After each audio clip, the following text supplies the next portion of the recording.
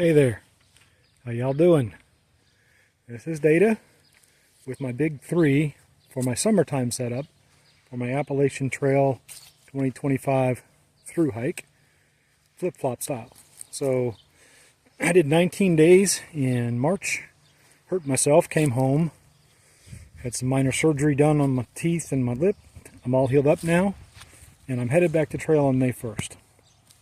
But one of the advantages of my plan for this flip-flop hike was that by taking breaks, I could do the kind of gear change in my setup that a lot of people do when they mail things home. And so that's what I'm doing now as I head to trail in a couple of weeks. So my big 3 is changing a little bit. I'm still going to be hiking with the REI Flash 50 pack. That worked out really well for me. Oh yeah, I'll show you. You can see I have my Appalachian Trail Thru-Hike tag. I am flip-flop hiker number 16 this year. And but I went ahead and forked out the extra bucks for the Durston X Mid Pro 1. The Dyneema version with a Dyneema floor in it. It shaves more than a pound out of my setup. But more importantly, if you go back and look at my other big 3 video, you can see that on this width, it also cuts a solid, I don't know, 25 inches or so off the size of the X Mid 2 Pro that I hiked with last time. I did find that the camping space, the camping spots that were defined along the Appalachian Trail are often too small for the X Mid 2. I mean, I could fit it in and everything, but you can see from some of those videos that it was kind of a skinny pitch or kind of a cattywampus pitch. So this way, I've reduced the footprint by a couple of feet in width.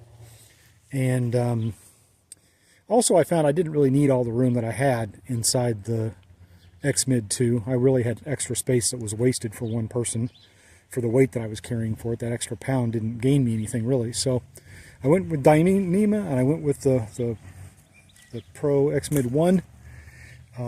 I also bought the smaller version of the Helix insulated air pad from REI. So that's 20 inches instead of 25 inches. The skinnier width of the floor bathtub of the X Mid Pro 1 meant that I would have only had 25 inches in width, and my larger sleeping pad is that same width, so I wouldn't have had any extra room inside the tent to set anything down. And I also shaved just a little bit of weight there. So I'm still using the same ultralight pillow from Sea to Summit, but you might also notice I've swapped out my NEBO Disco 15 for my NEBO Disco 50, which shaves another pound off my setup. So my big 3 has dropped probably 3 pounds in weight, which is not insignificant.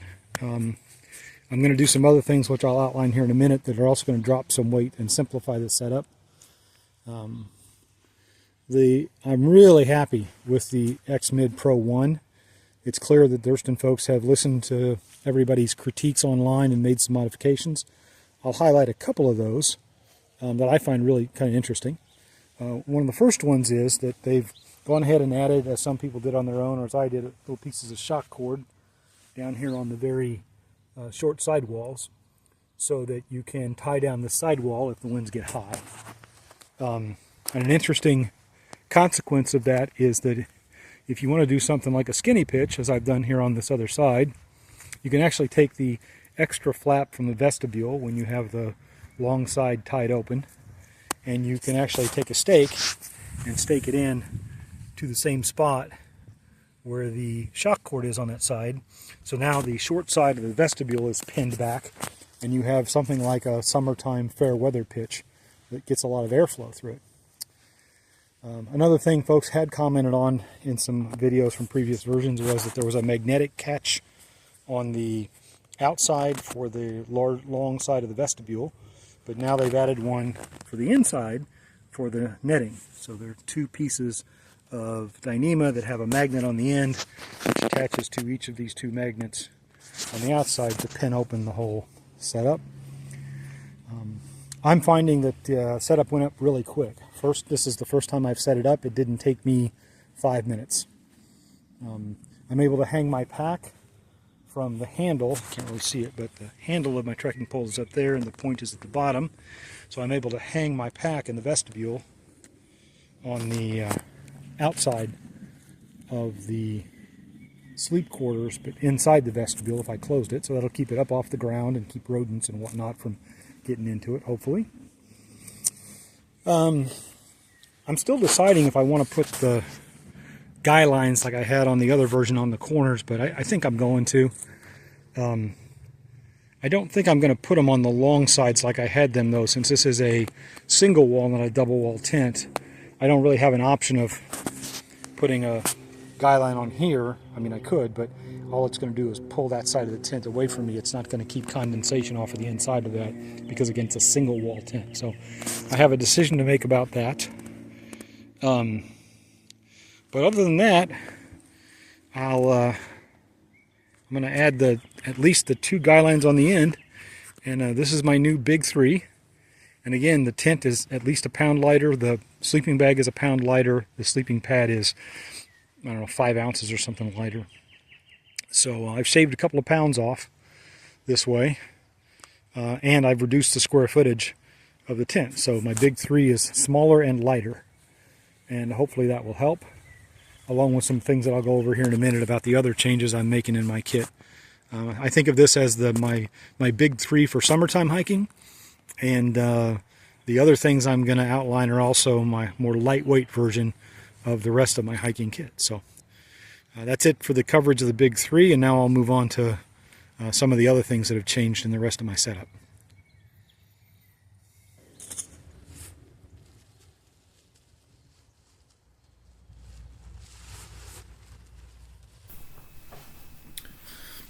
So I decided to narrate this section after the fact so that I could try to time myself while I set this X-Mid Pro 1 up for just the second time.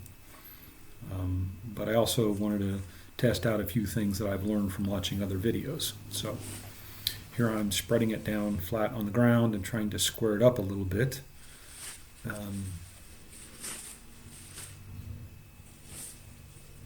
Then I'm going to go stake out each of the 4 corners. One of the things that I've learned from watching other videos and also from Durston's training video is that when I go to put the stakes in, it's important to try to pull the corner guy line tie down at a 45-degree angle from the corner on each of the corners.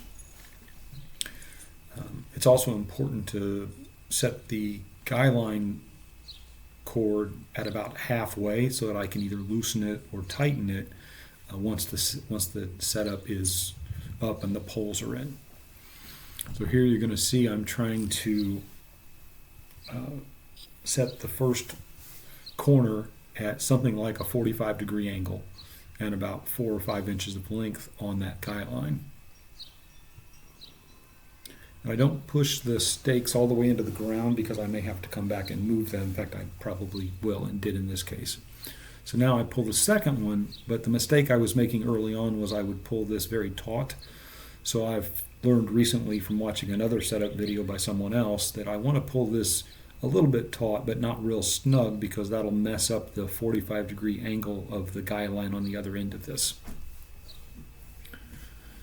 Now the tricky part really comes in putting down the third one. This is, I think, the important thing to stake out. So I'm going to pull it square. There's a couple of ways you can do this. I just visually try to get it to a 45-degree angle. And then I hold on to the corner and I pull the cord out at a 45-degree angle. And I set this stake in the ground, again, about halfway into the ground. And then I look to see if I pull taut across the tent diagonally if the string at the other corner is still at 45 degrees, which it almost never is. So then I go back to the other side, pull that stake out. In this case I had to move it over to my left, your right on the screen a little bit, to where it's at 45 degrees to the corner now, and so is the one at the other end of the tent. And of course this means that the far corner can be staked out now, and I basically will be replicating the same process where I can pull this one to 45 degrees, and actually now, because the two corners to my left and right are in the ground solid, I can now get this one to 45 degrees, but as you might have guessed, now the one at the far end is not quite 45 degrees. So I have to say, the first time I saw somebody fiddling with all these corners, I think Dan Durston even does this in one of his videos, I thought this seemed like a odd procedure to start out.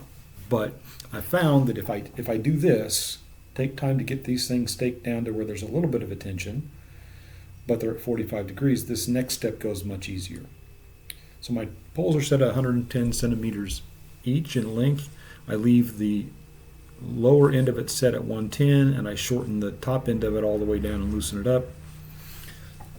Now I'm putting the pointy end down through a little loop of shock cord, which holds the bathtub floor of the tent in place. I push that down into the ground solidly, so this now anchors the bottom of the floor of the tent, the bathtub. Now I'm putting the top of the handle in the little pocket that it belongs in, and I'm lifting up the top section of my trekking pole. There I am pushing it in the ground, actually. This is a critical step I learned off of someone else's training video. That is, as I pull the pole up, what I'm looking at is to see that the bathtub is solidly on the ground, but also, as I pull the tent up, that the 4-inch or so height of the side of the bathtub is pulled up completely, but not stretched. So this means I get the maximum sidewall height on the bathtub. Now it's important to remember to zip the door back shut on this side before I go to the other side. And again, I shorten only the top part of the pole, of my hiking pole, by loosening it all the way up, unzip the zipper. I put the tip of the trekking pole into the shock cord loop on the ground. This again holds the other side of the bathtub part of the inner tent in place. I can also pull it a little bit taut this way crosswise to get the floor fully expanded. Kind of step on it and push it down into the ground, and put the top of the handle with the trekking hoop on the handle out so I can hang things on it. Once I get it in place in the pocket, careful not to put the screen in the pocket, and I can extend the pole upward and tighten it in place and push the bottom down, and I can double check the bathtub floor to make sure that now the 4-inch tall bathtub is up on all the way around, and zip the door closed. And you can kind of see that the tent wobbles a little bit. It's not a very taut pitch. All I have to do to remedy that is go back around now with that 4 inches of slack I left in the corner guy lines and pull each of them snug. So you can see as I tighten each one of them that each side of the tent begins to get a little more taut, so that by the time I pull this last one in place, the tent is actually in pretty good shape. Guy line's fairly taut and in pretty good shape. That's always a good test with the Durston. If that top rail is, that top guy seam is pretty taut, then the setup is solid and it's the right pole height and it's tied down well. All that's left to do now, stake-wise, is to, at least unless there's a big wind or something, and I need to add guy lines, which I didn't need on this day, is to put 2 small stakes in the poles that hold the short side of the vestibule in place when I open the door. One trick here is to make sure they're aligned just to the right of the zipper, so that helps that small guy line at the ground take some of the tension off of the waterproof zipper when I open the larger side of the vestibule. That just keeps the tension off of that zipper and keeps it from being pulled open when I open and close it. And I'm not putting any tension outward. I'm trying to keep that large panel flat along the side, so I don't want to pull out on that zipper. I want to push that stake straight down into the ground. Then, just as a matter of practice, I opened up the 2 vents at the corners on the X-Mid Pro 1P. The vents are actually immediately over the top of the zippers, which means that the large side of the tent actually acts almost like a little air funnel and funnels the breeze right through. That was only my second time setting it up, so I thought I'd time myself and shoot that video. And as you can see, it took me right at 10 minutes, and this is a pretty good pitch. I'm finding that the Durston Pro 1 is actually a little bit easier than the 2P Solid to set up, in part because the Dyneema fabric is a little more rigid. It takes tension a little bit better, so it's a little bit easier to get it into place. Generally, get the poles up and then tension the corners down, as you saw me doing. And then you end up with a ridge line that is pretty taut, as you can see. Here, I'll tap on this, but it's pretty taut. So I don't know that I even need the corner ridge guy lines. I've tied those on. I've tied the ones on the side walls. I may not in the end have needed to do any of that, but I'm going to leave them on for now. And if I hike the AT here in a couple of weeks and I find that I'm not using them, I'll take them off and send them home. I'm going to cut a piece of plastic ground sheet to set as a doormat inside one of the vestibules. And other than that, I think I'm ready to pack the Durston away at this point and go on to preparing the other part of my setup for my hike starting here in a couple of weeks. I do have some other gear changes that are more like summertime oriented. I'm going to review those in a second video that'll come out here in a couple of days. But again, second time through, 10-minute setup. The Durston X-Mid Pro 1 is even easier and even a better fit, I think, for what I'm doing than the 2-person Solid was the first time around.